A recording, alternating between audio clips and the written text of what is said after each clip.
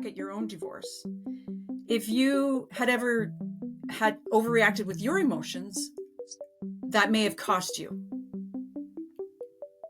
Wow, looking back, I think I probably made 35 different bad decisions and off of just emotional reactions, right? I mean, I for the first time in my life I experienced an emotion that I was in fight mode all the time. For you get into the divorce, I would say 99% of the people really have no idea what to do. They don't know what the next move they do. Number one, they know it's going to cost a lot of money. For every action there's a reaction. What does that look like? I don't know what that's going to look like. You're talking about an average retainer anywhere in the United States. Let's just say $5,000 for a retainer, billing at $300 an hour, which is about right. That's 16.6 billable hours that you have for that retainer, which means that your retainer is $75 per 15 minutes, which means every phone call, every text, every email is $75 because of the way you're talking to him. Maybe because back in my divorce, you talk to me crazy. Yeah, I'm probably going to be late on purpose. And you're texting and emailing your attorney who cannot help you. He's going back to tell the other attorney that tell your client to be on time. Boom. Y'all collectively just spent $13,000 on some bullshit that not a judge can tell you what to do. Being a kid, you're in the deep end, right? You're in the deep end treading water in the swimming pool. You're going to get tired eventually. What do? You start either navigating to the side rail to hold on to, or you navigate to the shallow end where you can touch. It's the same way of being in divorce deep end. You're literally swimming. You're treading water and you're trying to keep your shit together as best as you can for as long as you can until you get tired enough to where you got two decisions. I can go get in the shallow end and be safe, or I can drown. Welcome to the Just Separated podcast. Hi, I'm Karen Oman, a thanatologist, grief counselor, divorce strategist, and co-author of the Just Separated workbook. I draw on years of personal and professional experience to guide you through the challenges of your divorce. Together, with our expert guests, we'll equip you with the clarity, resilience, and tools to take charge and move forward with confidence. Follow Just Separated and join us as we explore the many different facets of divorce. Welcome to the Just Separated podcast. I'm your host, Karen Oman, and co-founder of the Divorce Workshop. Today, we are going to talk about how your emotional reactions in divorce can cost you. I am thrilled to have our guest expert, CDC Chris Stewart, join us today. Chris Stewart is an entrepreneur for the last 16 years, owned 9 different businesses in many different industries. In 2018, experienced a 7-figure divorce from toxic behavior. He knew that there had to be a better way. He did it alone. He needed help in so many ways. Welcome, Chris, to the Divorce Workshop Just Separated podcast. Karen, thank you for having me.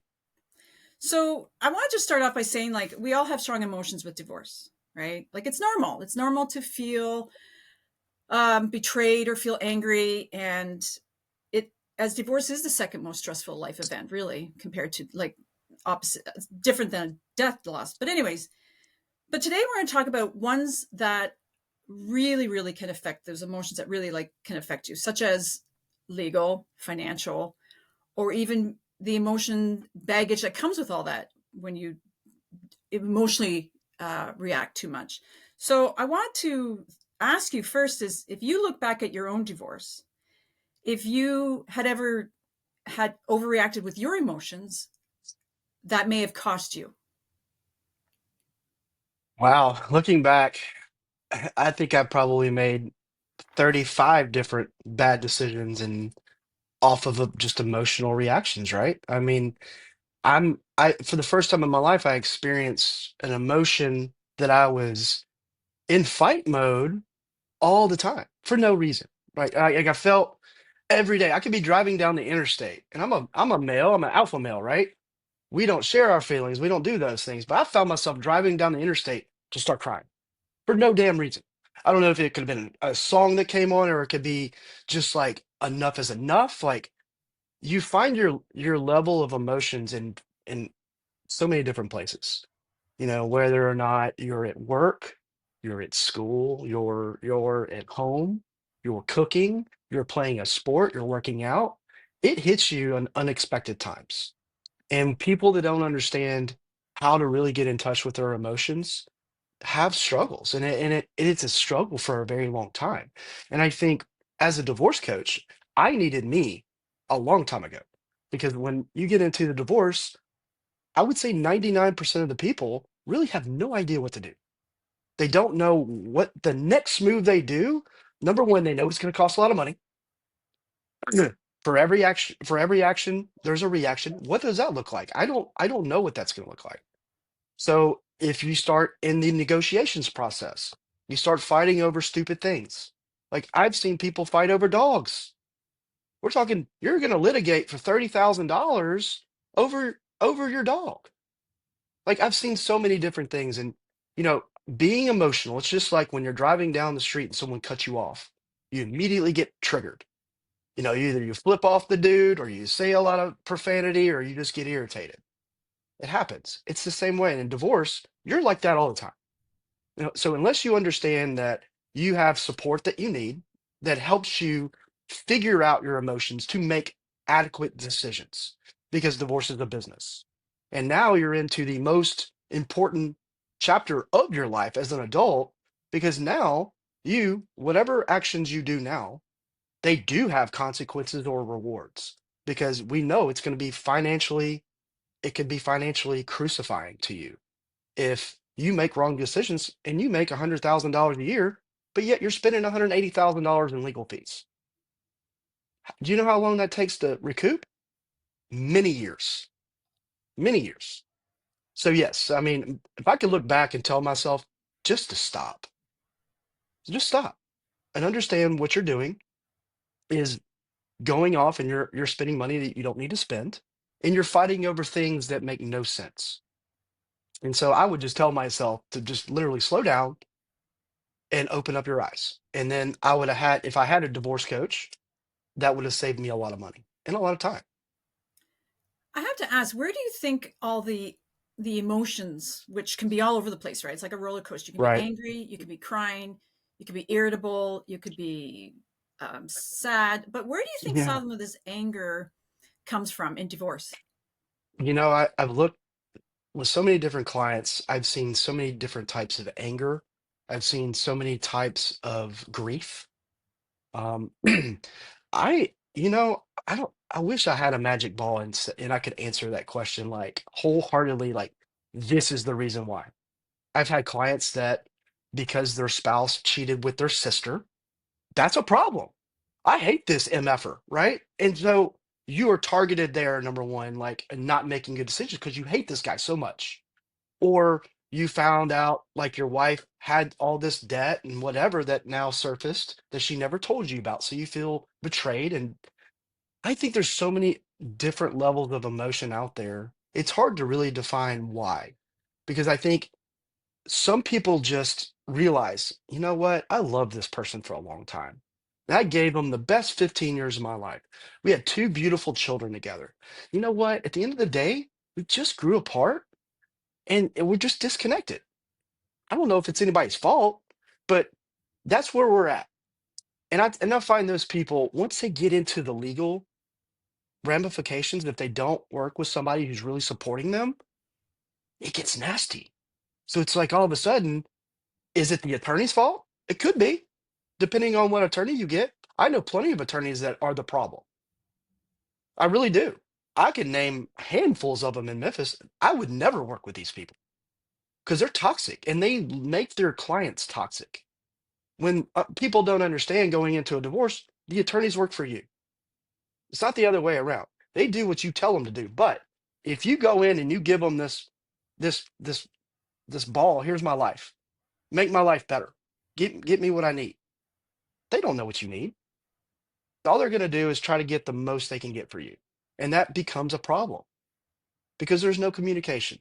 So I find, to answer that question, I find I can't recognize one particular trait that makes it toxic. I think a lot of it comes from you're still hanging on to your past relationships of the why did we fail? Why did you cheat on me? Why do I not find you attractive anymore? why do we not communicate regularly? What's the problem here? So, if you can't address why your relationship failed, how are you going to address how you can communicate and work together in a co-parenting relationship? People don't know how to do it. They really don't, because your marriage failed, your agreement failed here. What makes this successful? It's not like you could just snap your fingers. I could have made my marriage work if we had just worked together. So now you're telling me to go work together with someone who I can't stand, who we've already had a failed relationship with, and you're expecting us to have a healthy co-parenting relationship? It doesn't work that way. It does not. People have to be trained. You have to be trained. And I'll be honest with you, my ex, it's still toxic to me today for no reason. Our communication was our problem. It was. Communicating is hard, especially when you don't like somebody. But do you, like the James Sexton quote, do you love your children more than you hate your ex? The answer is yes. Like, stop. Like, you don't have to engage on this behavior. Like, so what we're talking about, emotional triggers that can be damaging to you going through a divorce and co-parenting. Like, for example, like you're talking about an average retainer anywhere in the United States. Let's just say $5,000 for a retainer, billing out at $300 an hour, which is about right.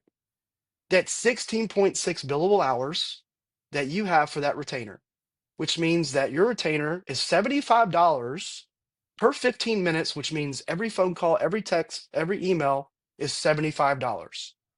Either way you slice it. So let's talk about that. It's a general conversation. I see my clients, before they meet with me, or if I get them in the middle of their divorce, I start looking at their bill. I'm like, why are you $62,000 in and you make $90,000 a year? What is the problem? And I look at this bill and it's just like, so let's talk about this day. What happened this day? She says, I don't know. I'm like, are you keeping a calendar of events? Like, you should be. Your attorney probably should have told you you need to keep a journal. Well, no. Okay. Well, let's think about it. Let's go back in time. They'll go back. Oh, well, yeah, that's when my spouse was late dropping off my child. And he's been doing it for every time drop off. He's always late. I said, I just tallied this up. And then the email and blah, blah, blah. All this one correspondence. You just spent $6,300. $6,300 because you're pissed off that your ex is 15 to 20 minutes late dropping your kids off. Do you do you realize that? Have you tried to communicate with him? Yes. It's a fight every time. How do you communicate? Tell him his ass better be on time. I'm sorry, but if you told me my ass better be on time, I'm probably habitually going to be late.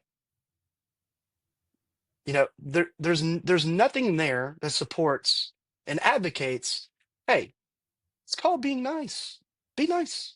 It doesn't have to be ugly. Why is the reason that you're 15 to 20 minutes late? I can answer that. I asked her, what was her problem?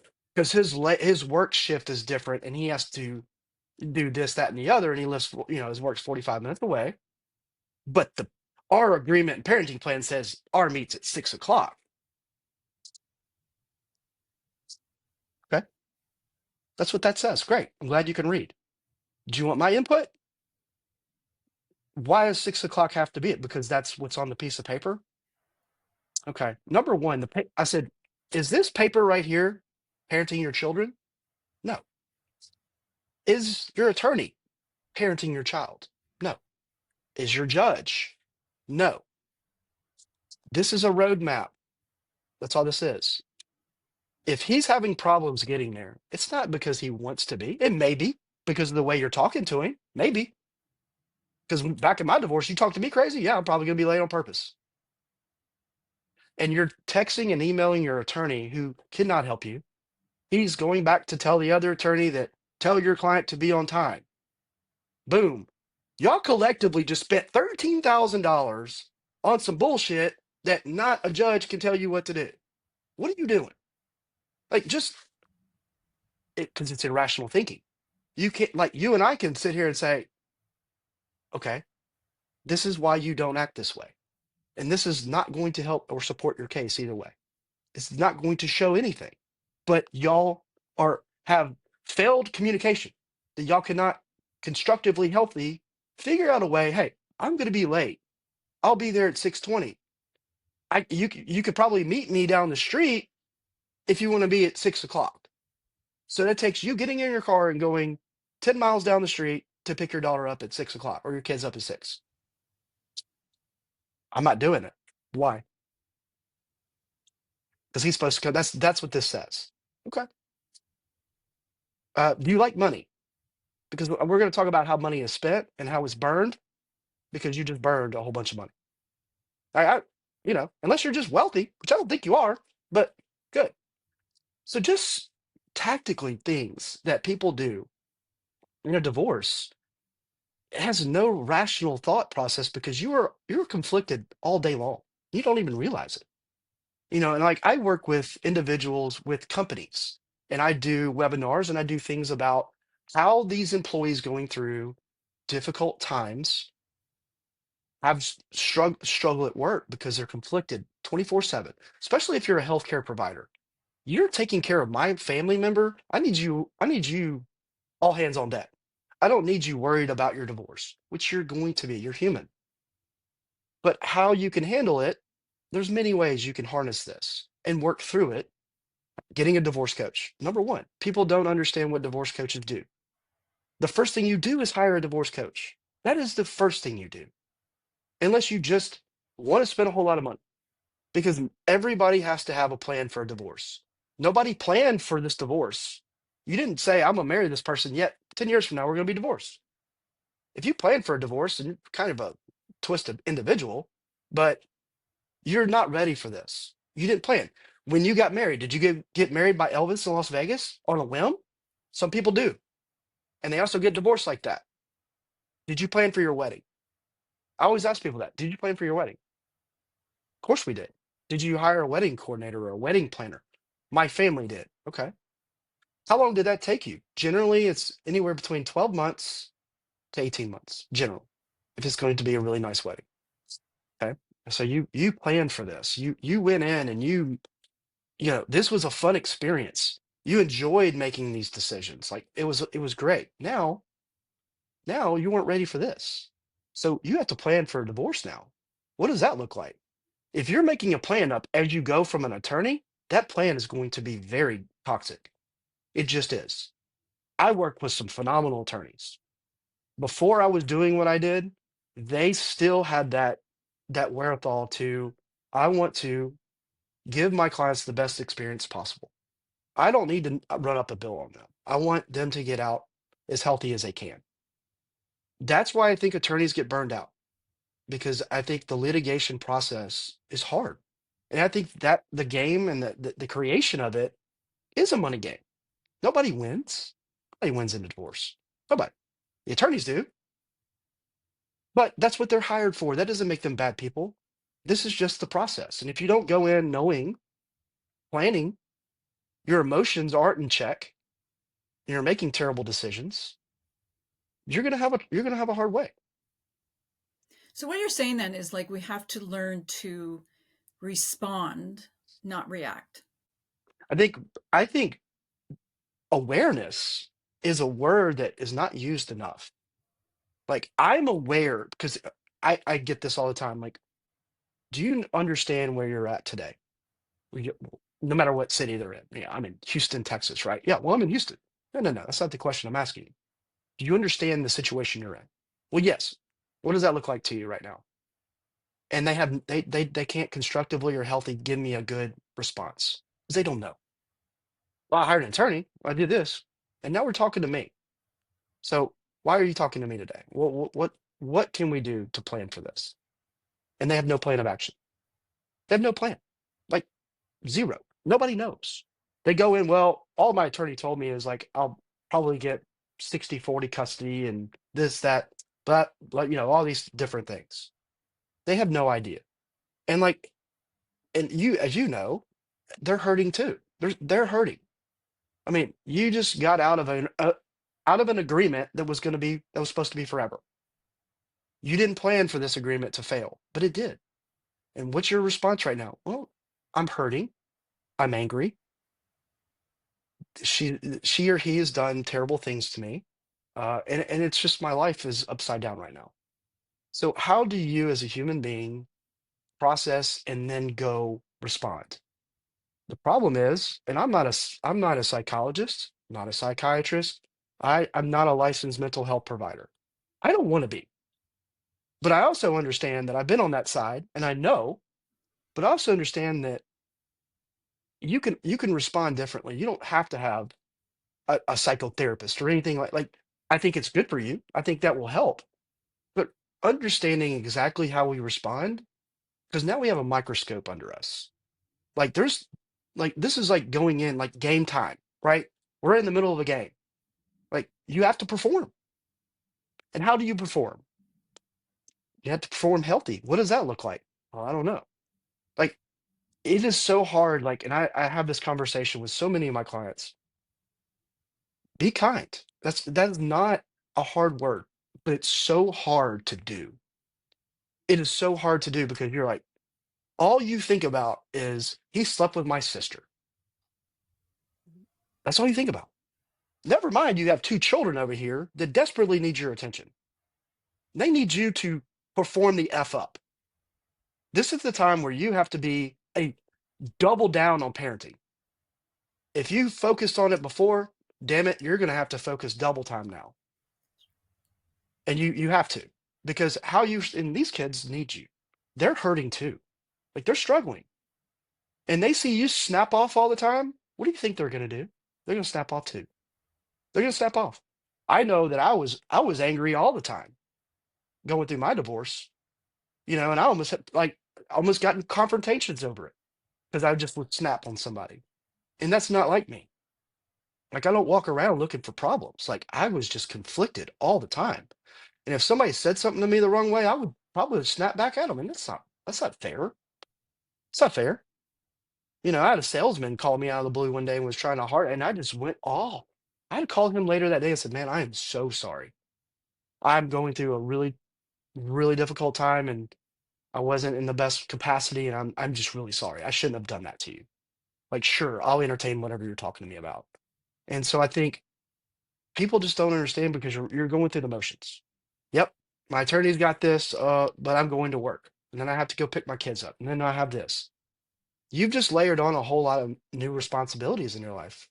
Like your life is not the same now. And I think a lot of people have trouble with that too. You guys may have been involved in a country club. You had this life. That life doesn't exist anymore. It doesn't. We have to figure it out. Does this house look good to you? Okay, let's talk about the upkeep. I just want the house. I don't think you can afford it. I don't think that's what's best for you. Let's look at all the parameters around that. Because I'm so emotional, I'm taking this house, but you can't afford it. That doesn't make any sense. So now you're going to fight over something. You're going to spend more money. Then you're going to get this thing, and then you can't afford it, and then you're going to have to sell it, all for nothing, because you're mad, and that you want this house, and you want to prove a point that you're in control. And that's where a lot of the emotions and a lot of the problems I think get carried away is that one word alone: control. I think control is the root of all evils in divorce. I see it every day. And because people don't understand their emotions, control means a lot of different things. If I'm dictating what this parenting plan is going to be, the fuck you are, this is not going to happen. This is going to be the parenting plan. Really? So as a divorce coach, I create 5 parenting plans. Okay, let's see. What is reasonable for you? Okay, what's reasonable? What is absolutely not reasonable? So we create, okay, if I just give you 5 parenting plans and neither one of you can discuss this, the judge is going to have a problem with this. So now you're going to say the judge is going to have to go make this decision for you because you can't. You have 5 different parenting plans. Y'all can't agree on any of them. Now the judge is going to lay down. It's probably going to be something that neither one of you want. So now then you have to pay $50,000 on top of that because you can't agree. So do you think most people that go through divorce are pretty, I'd have to say a lot in my world too, they're pretty naive of actually what the divorce process actually looks like? Nobody understands it. Yeah. I actually am working with a paralegal and this is kind of crazy, working with a paralegal who works in this space. She doesn't understand. I'm like, this is what you do. Because it's different when I'm actually going through it. I said, why? She goes, I guess because I've always looked at the disaster cases and I'm like, that's never going to be me. And then I find myself in this same world responding the same way. And I'm like, Shelby, like you see this every day. Like, and so it's the magic of support. You know, I'm unbiased. I'm not judgmental. I don't care if you told me you had an affair with the whole neighborhood. I'm not going to judge you. I'm not going to tell you you're wrong for that. That's not my job. My job is to help you figure out the problem now and move forward. You can't fix yesterday, but you can set up tomorrow. And that's what people don't understand is like they go into a divorce highly conflicted. Their attorney puts a couple options on the table and they run with it. I don't care if it's financial gain, asset division gain, there's a lot of it. But then you go into it thinking like, if I don't get this and my life is over. Really? I'm going to tell you, I'm the happiest I've ever been in my life. I'm 7 years post divorce, 6 years post divorce. You know, I went through very dark times, very dark times. You know, and people can always say money makes things easier. The fuck it does. I was hemorrhaging 70,000 a month, hemorrhaging 70,000 a month. I don't care if you make millions of dollars a year. It's a lot of money. Not just that, the emotional traumatic entity of, now I'm going from being a father all the time to being a father all the time, but just not in capacity of being there all the time. So I had to deal with that. And having a child weaponized against you creates more issues. And I see it too. And I see some of my clients have tended to go that way. And I'm like, we're not doing that. You're not doing that with me. We'll check some boxes. If these boxes are checked, this is the direction we need to go. If they're not checked, let's talk about it. But I also think that, you get wrapped up so much in me, now. You're not looking down the road of child, future. What does that look like? Because divorce ends. It's over one day, whether it's a 3-month divorce or it's a 3-year divorce. It ends. It ends. Doesn't mean life begins. Your life is now. Like you have to start planning to get to where you want to go. I didn't plan. I didn't. I didn't know what this was going to look like. I always resort it back to being a kid. You're in the deep end, right? You're in the deep end treading water in the swimming pool. You're going to get tired eventually. What do? You start either navigating to the side rail to hold on to, or you navigate to the shallow end where you can touch. It's the same way of being in divorce deep end. You're literally swimming. You're treading water and you're trying to keep your shit together as best as you can for as long as you can until you get tired enough to where you got two decisions. I can go get in the shallow end and be safe, or I can drown. Mm. And I'll, and what happens a lot of times, people ended up going under. Somebody has to get their ass out and save them. Is it too late? Could be. Financially, could be. You could be making decisions in this divorce that really dictate your outcome. I had seen. I started working with a guy who got a DUI. His attorney called me, said, "I need you to coach my client. He just got a DUI." So okay. I was like, "Is he an alcoholic? Is he having?" He's like, "No, he's just a normal dude." I said, "Okay." And I get on the call with this guy, and I sympathize with him so much because this guy was ready to jump off a cliff. He's like, "I'm going to lose my children. I can't now. I have no visitation rights, blah, blah, blah. I wasn't even with my child. It was blah, blah, blah. I was having trouble." I'm like, say, man, you're roll your sleeves up and let's work together on this and everything will work out the way it's supposed to one day. But we have to figure out what that timeline looks like. And we have to figure out what you need to do to get the parenting time you desire. You're going to have to go through hell to get to heaven. That's just the way it's going to be. And so I shift his perspective a little bit because he feels like his life is over. And I understand. Like as a man, like I remember allegations coming out about me, and I didn't see my kid for 2 weeks over it. And then when it was turned around as false, I got 2 extra weeks of parenting time. But for those 2 weeks, I was lost. I was lost in translation. I would sit in my living room in pure darkness, crying my eyes out and trying to figure out why this happened to me. And that's a question you're never going to get the answer to. So I had to man the F up and get off my couch, turn on the lights, and figure out I need to be a better man and a better person for my kid. Do you think a lot of emotion and anger comes from uncertainty? I think so. Actually, I know so. I don't think so. I think uncertainty is a fear we all have, right? I think about this. Think about it this way of uncertainty. I think a lot of people fear death, right? I think a lot of people fear it because they don't whatever your religious beliefs are. If you have no religion, you have religion, whatever. I don't ever talk about that, but the concept is the same. It's going to happen. Like we're going to die one day.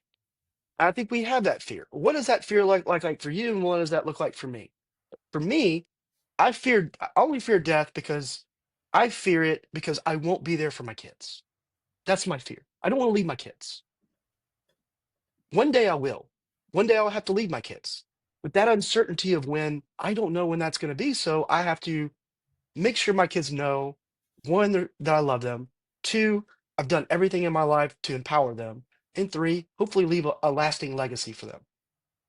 That scares the shit out of me because it could happen today. I can leave here and go to the gym and go get in a car accident and die. Uncertainty and divorce, same thing. Like you're going into this like, I don't know what the hell's going on. Why is she turned into this evil person? Or why is he being such an asshole? Like, why is he, why can't we just do this right? We don't know. We're told things. We react. We react because number one, we are uncertain about what the hell is going on. Like as a man or a woman, I don't care what if it's the same battle. You know, I think men do get a lot of the shorter end of the sticks when it comes to parenting. I think they do. I've seen it. I've seen it firsthand. And it's not the man's fault. It's just that is the way society and the judicial system set up in a lot of ways, in a lot of places. So I think that's tough. So I think there are a couple different factors that play in, but I think uncertainty in divorce is just that. I don't know, man. Like, how much is this going to cost me? God, I've already paid this. Like, when's my parenting time going to kick in? Or what? Why can't we just agree to put our kid in this sport? She doesn't want to do it. She used to want to do it. Now she doesn't want to do it. Hell, she even played that sport. She doesn't want to do this with her kid. Or the same, vice versa. So I think the uncertainty, I think, is the number one triggering fact in this because you just lost your best friend and partner. You just have a failed agreement. I'm uncertain where I'm going to be living. I'm uncertain about my finances. I'm uncertain about my parenting time. I'm uncertain if I'm going to even have this job, or I may need to get another job. So all the factors come into play. So it just compounds whatever in your life. We all worry about things. I worry about things, but that just adds. It just compounds on top of already you're worrying already about X, Y, Z. Now you got to put a divorce on top of it. So now you have an elephant that just sat on your head. How the hell do you get that elephant off of you? I mean, that's why you need support. Because people don't know what they don't know. And if you go into a divorce knowing exactly what you want to get out of it and planning the correct way, I commend you. I do. I commend you. Because not too many people have that plan of action. And I really respect the people that can amicably divorce. Like I've mediated people that just come to me and like, hey, mediate us. I'm like, shit, that's easy. Let's go. 2-3 hours, boom, meet done. Pay the $500 filing fee, you're divorced. And I think that's so powerful.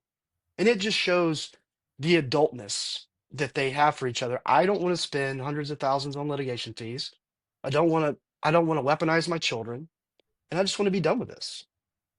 I don't care if he takes the house. I don't care about that. I just want to be out. I want to be out. So before we wrap up, do you have any like tips to how they can handle these emotions? Always the factors of hire a divorce coach. For if it's not me, you need a coach. You need a support system in place that helps you create options, and it helps keep your eye on the prize. That number one. I think therapy also is definitely needed too, to help to kind of harness a lot of your emotions. And if you want to figure out the why, therapy is probably the right way for you. I think emotions are really tricky. I think the best way to encapsulate how to everybody can do it, I think, is just being aware of the situation you're in, understanding and having the logic that this will pass. We will get through this. This is just a chapter that, hey, this divorce started, it will end.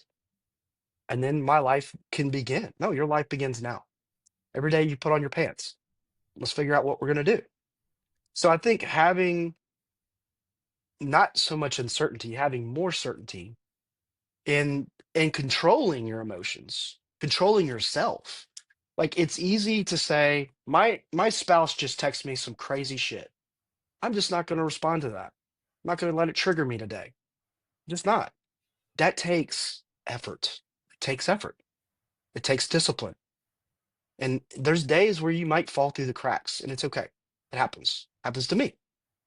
But that would be kind of the words of wisdom to get started, is understanding that for every action you impose, there's a reaction. Think about what that reaction looks like. And that how your response is what the reaction you're going to get. So if you want to fight, you can pick a fight. Why would you want to do that? It's expensive. And it doesn't change your outcome. Outcome's going to be the same. That's the whole point, Chris. Yeah, It does I not know. change the outcome, Doesn't change anything. right? You could go 12 rounds in a boxing match and just beat the hell out of each other. Guess what? At the end of the thing, there's going to be a unanimous decision. It's going to probably be the same thing. So it's just people have to understand to get in touch with their emotions. And yes, it's tough. And it's okay to talk about it. I think talking about it, having a support system, a professional support system, not a friend, not a family member, having that support can help you harness your emotions and tactically get yourself together. Yeah, I'm 100% agreement with the support systems. If I had had that 7 years ago, Chris, Oh, just like you, I would have been, this man. is this, right? Like, I think that's why we're so passionate about what we do, is because we don't want you, the listeners, to suffer or to go No, through what we did, um, needlessly, right? It doesn't have to be that way. it really doesn't. It really doesn't. And I think what's impactful for me is I love hearing stories about my former clients that said, Chris, I was out for blood. You instilled reason in me, and I divorced the proper way and got out financially untapped, basically. I have all my resources in check. And this last year, I've been rebuilding and thriving because I did it the right way. And I'm like, that to me is better than anything. Like that's why we do what we do. Because I can't say that. You can't.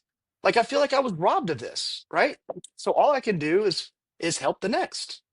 Like, I needed this. I didn't get it, so what? Now I can just help the next person. Mhm. So before we wrap up Yeah. officially, I asked one question. You already kind of answered it, but I'll see if you have any different Yeah. comment. For someone who is just separated, whether they left or were left, what advice would you give them to help them navigate those early days? Good question.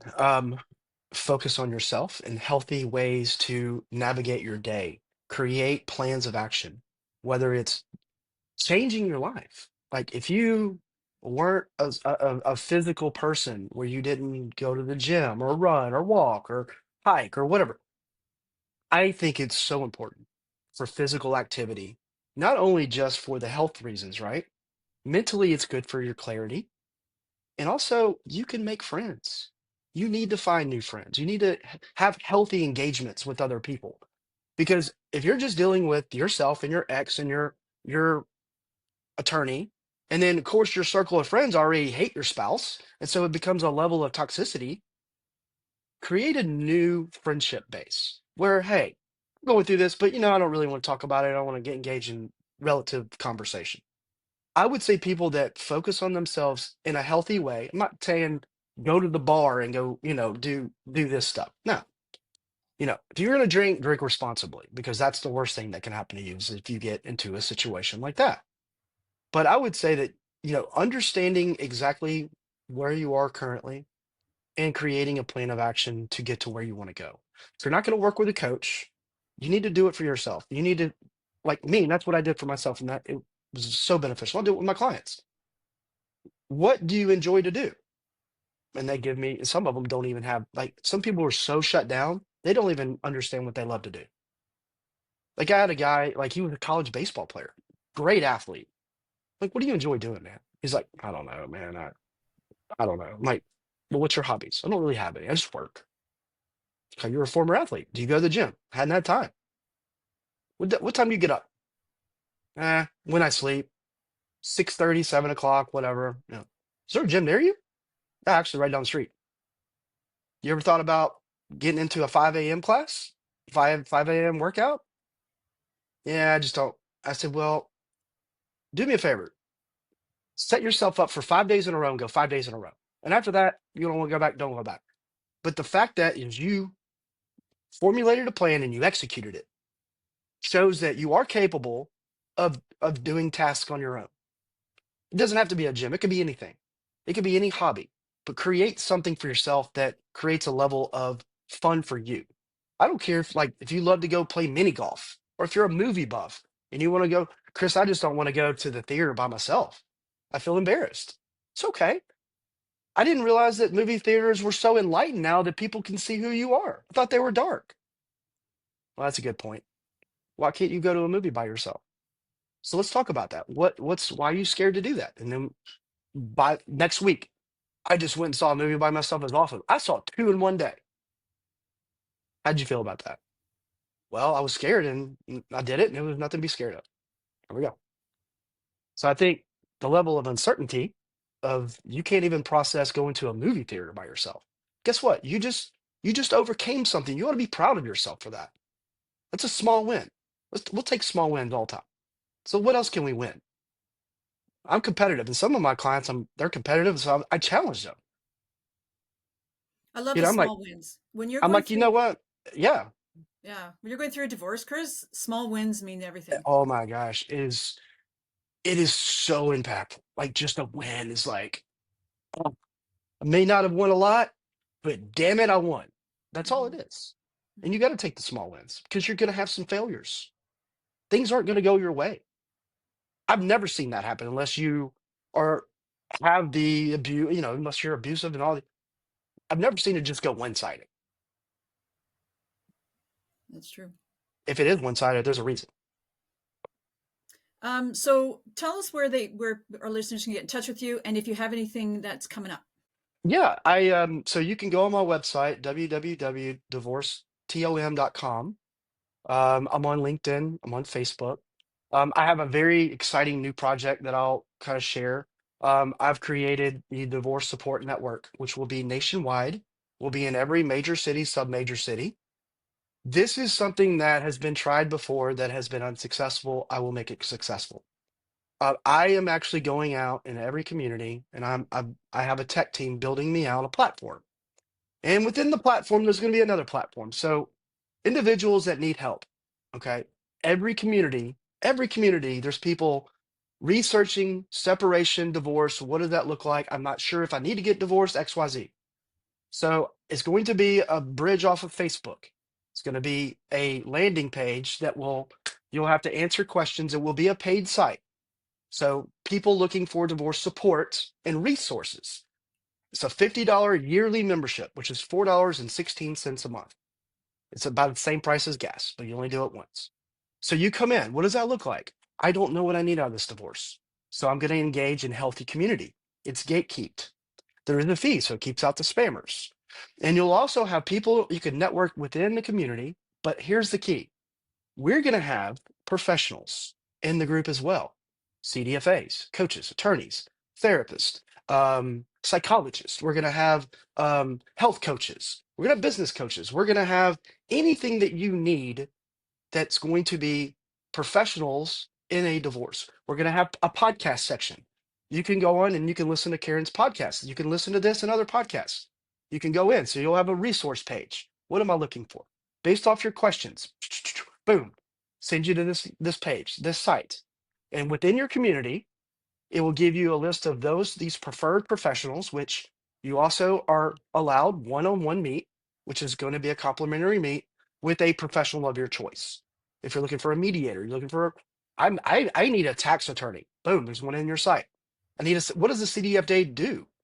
Let me research it. So you can go on and there's going to be content available. So every month we'll have a monthly line of this is what our topic of conversation is this month. Let's talk about child support and alimony. Boom, boom, boom, boom, boom. So we'll have live sections on it. We'll have feeds. We'll have videos. So people can come in and really understand what divorce looks like. For professionals, I'm having trouble getting clients. What does that look like? Okay. You're a CDFA. It means you can work in any capacity known to man all over the country and in Canada.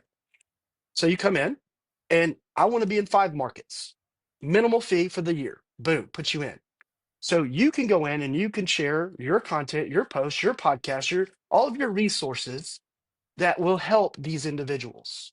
Now think about it this way from professionals. We're going to have over 150 markets. I think if you're having trouble getting clients, this is the way that it's going to provide you clients because I don't know anybody in Topeka, Kansas. Never been there. Don't have plans on going there. But guess what? People in Topeka, Kansas need help. So we're going to have the attorneys in the area, and then we're going to have a lot of professionals that are going to be in this group, and it's going to be a way that's going to be very healthy. It will be gatekept. I always say that, going in these spaces, people need to know that this is safe. If I want to open up my dirty laundry, guess what? You're not going to be attacked. You're not going to be judged. It's going to be a judgment-free zone.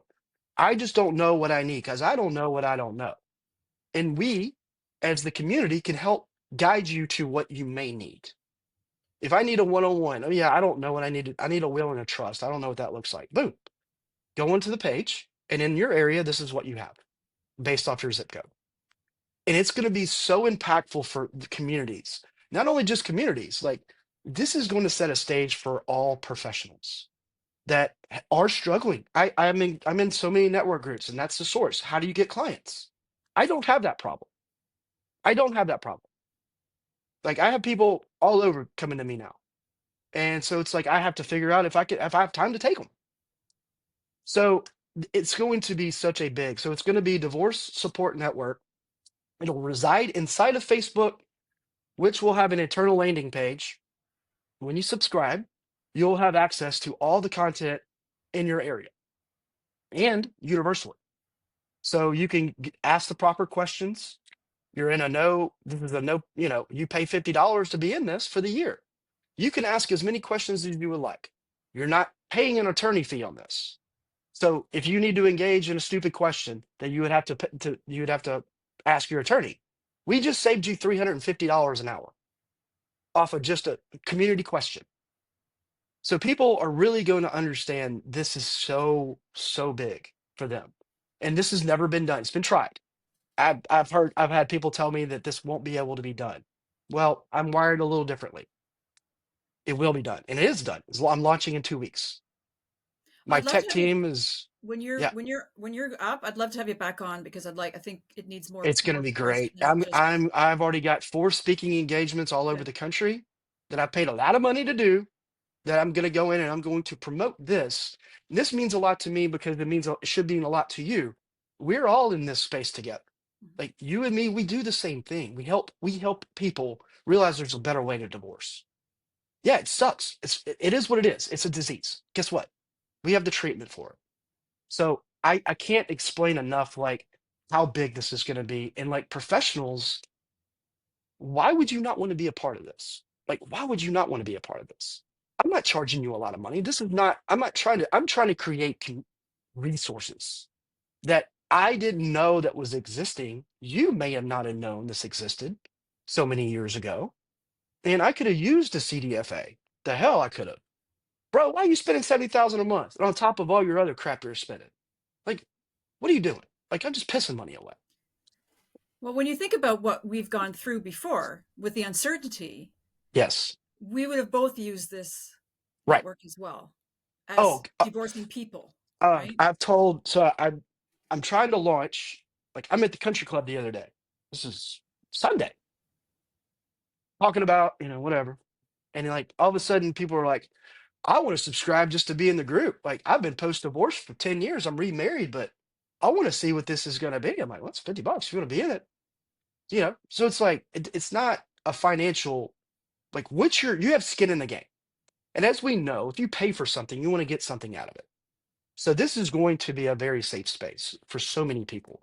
And I've seen these groups on Facebook. God, they're so toxic. Like I've got in it and it engages me.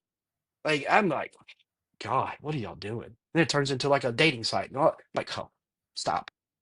This is just not healthy for anybody. Um, and I had one of my clients was like, yeah, I was on that group. And these people are crazy as hell. I'm like, it's kind of people. It's like people watching. You know? Yeah, you got to be careful with Facebook groups, but I'm really looking forward to it. Yeah, it's So gonna be great. I'd love to have you back on when it's up and running, and we can talk about everything that you're doing, because I think it's a essential and vital It is. thing for everybody going through divorce. And that's what we want to Everybody. stress. Like maybe you don't want to do the coach yet, but Yeah, this that's network fair. will help you figure things out that maybe you do need the CDFA. Correct. Maybe you do need a coach, right? And I think we want to change the way that divorce is done. That's really And I'm gonna tell you right now, because we've known each other a short time. I'm putting this on my back and I'm running it. I'm going straight to the top because this is going to change divorce. I really believe that. I really believe it. I have the resources to do it, and I'm going to do it. And this is for all people. I don't care if you're rich or poor. This is affordable and it's acceptable. And if you're not ready to get a coach, I understand. That's another financial, I'm paying all this money, I can't afford a coach. I have plenty of clients that can't afford me. I make it realistic. I make it worth their while.